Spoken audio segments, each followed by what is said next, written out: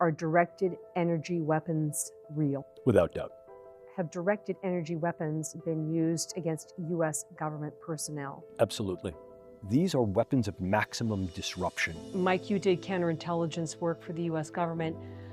You dealt with highly classified information. We walked in on an operation that the hostile country was doing. So you were attacked by a hostile intelligence service. Right. It fundamentally disrupts the brain network Yes, ma'am. and can cause brain cell death. Yes, ma'am. We'd applied for workers' compensation. The agencies involved did everything they could to not approve my application. You were denied 3 times for workman's comp. Right. All these people being injured, and you're just saying, no, it didn't really happen. I have a letter here from one of the country's leading Parkinson's experts.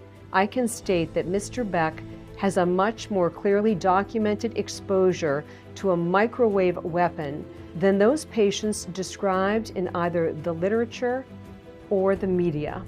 Mr. Beck clearly merits the recognition that his Parkinson's disease and its associated symptoms are due to his government service. Mike, do you think it's a government cover-up? Yes.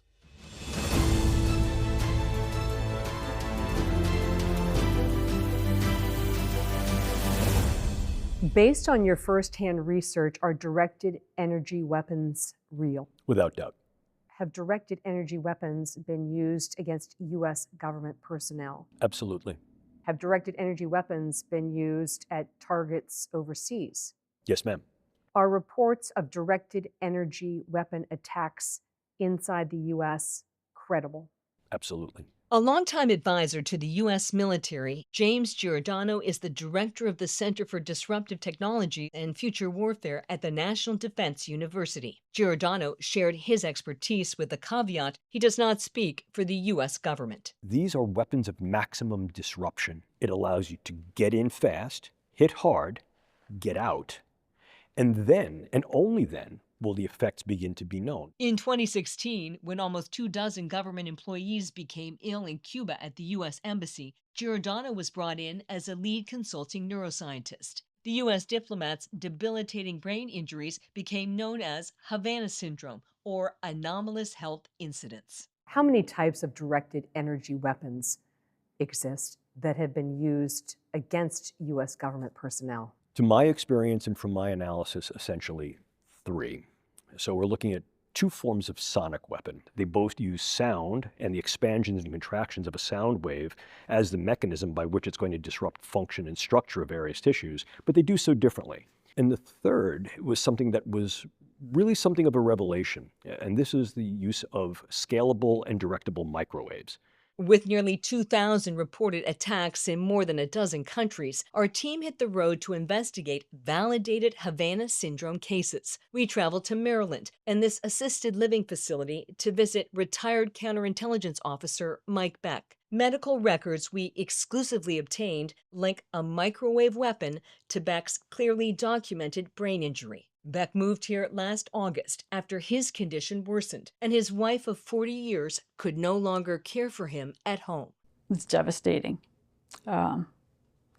We had a bucket list for when we retired, and being together was on it, not living apart. Mike, was it a hard decision for you to leave your family home and move into assisted living at, what, 63? It was hard. It was depressing. But I understood the situation I was in.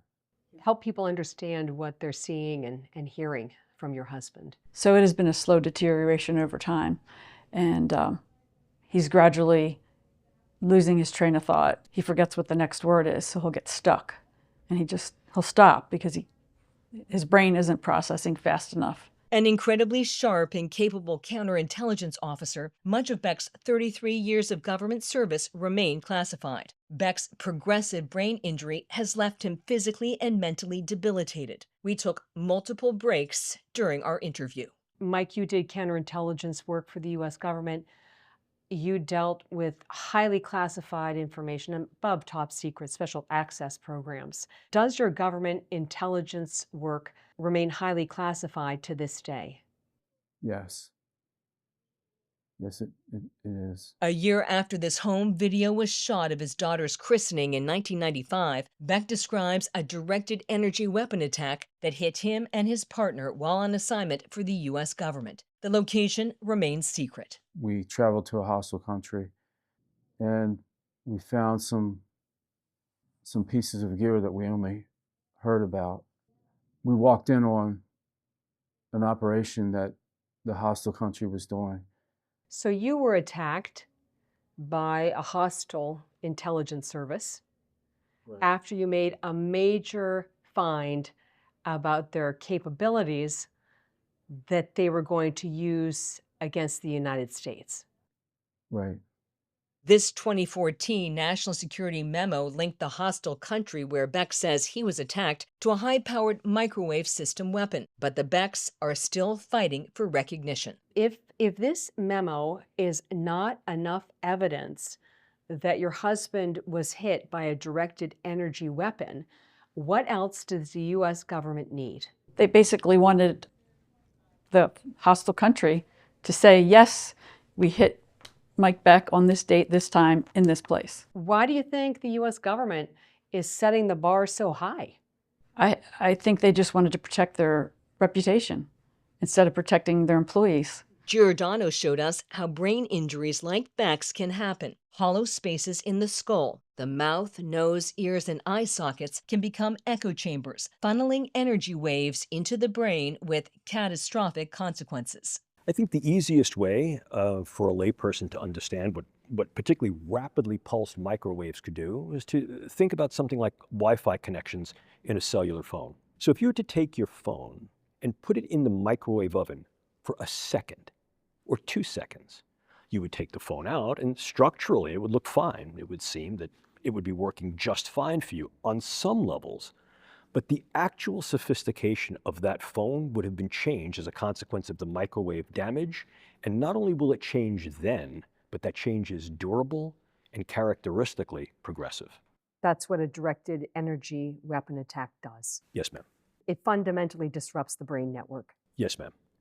and can cause brain cell death. Yes, ma'am. It can cause both brain cell death and change in the functional ability of various cells and nodes in the brain to be able to maintain the networks that are so vital to our thought, our emotions, and our behaviors. When a directed energy weapon attack happens, is that the end of the damage?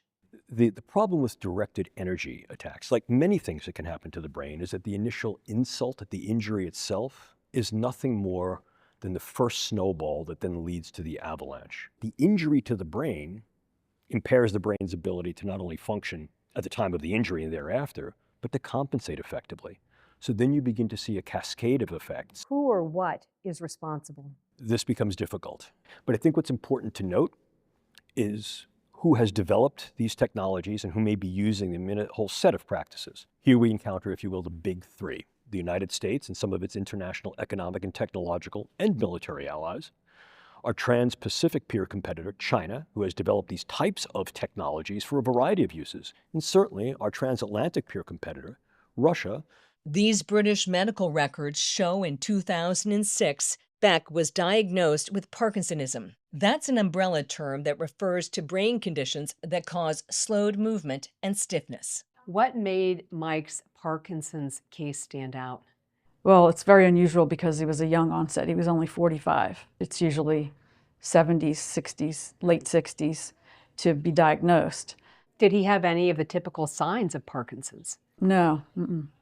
His first sign that I noticed was his anxiety. He never had the tremor. He still doesn't have a tremor. So you've had a Parkinson's diagnosis and then more recently a diagnosis of dementia. Yeah. Is that a secondary consequence of the Parkinson's? Yes. Are you frustrated? Are you looking for the words? Yes, it's very frustrating. I always wanted to have my A game on for work assignments. Until I got hurt, I had a lot of success in the workplace. The one thing I can say about work is I loved my job. I can see a lot of sadness in your eyes. It was a great career. I was blessed to have such a good job, work with good people. Cases like Beck's impact diplomats, military operatives, law enforcement professionals, and America's spies. I was an employee of the Central Intelligence Agency for 19 years. In December, a CIA whistleblower we agreed to call Alice to protect her identity came forward for the first time. Alice described the fallout of a directed energy weapon attack targeting her in Africa. And we're basically like ticking time bombs, Catherine. You know, I've already started having to go to funerals. I have friends in nursing homes. I have friends with dementia and Parkinson's. In some ways, you know, people have a heart attack, and if you don't die of it, we know how to fix a heart attack. We don't know how to fix this. Like the CIA whistleblower, the Labor Department acknowledges Beck's traumatic brain injury is the result of his government service. In Beck's case, the Labor Department only acknowledged his Parkinson's diagnosis after a high-profile intervention. I have a letter here from one of the country's leading Parkinson's experts. He writes, "Although I have limited expertise in so-called Havana syndrome, I can state that Mr. Beck has a much more clearly documented exposure to a microwave weapon, as well as a much more clearly documented brain injury than those patients described in either the literature or the media. Mr. Beck clearly merits the recognition that his Parkinson's disease and its associated symptoms are due to his government service." We'd applied for workers' compensation, and the agencies involved did everything they could to not approve my application. You were denied 3 times for workman's comp. Right. Did you finally get workman's comp? The benefit we received was they will pay for Mike's assisted living. You shared one of the bills for the assisted living with our team, and it says there's a balance due of over $25,000. Is the government paying Mike's assisted living on time? No. No? No. How many months behind is the U.S. government on its payments for Mike's assisted living? 3 months behind. Does that just create more anxiety? It does. It's scary. I mean, I don't know how long, when am I going to get the call that says, you're going to have to pay this because we still haven't gotten a check? And it'd be devastating because, we're not living on a whole ton of money. I have this intelligence community assessment from January. It was released by the Biden administration. It says most of the intelligence community continues to assess that it's very unlikely a foreign adversary is responsible for the events reported as Havana syndrome or anomalous health incidents. It's ridiculous. I mean, all these people being injured, and you're just saying, no, it didn't really happen. I mean, how do you make this up? Mike, do you think it's a government cover-up? Yes. Is the U.S. government trying to limit the identification of cases and compensation? That sounds reasonable. Is that what you think?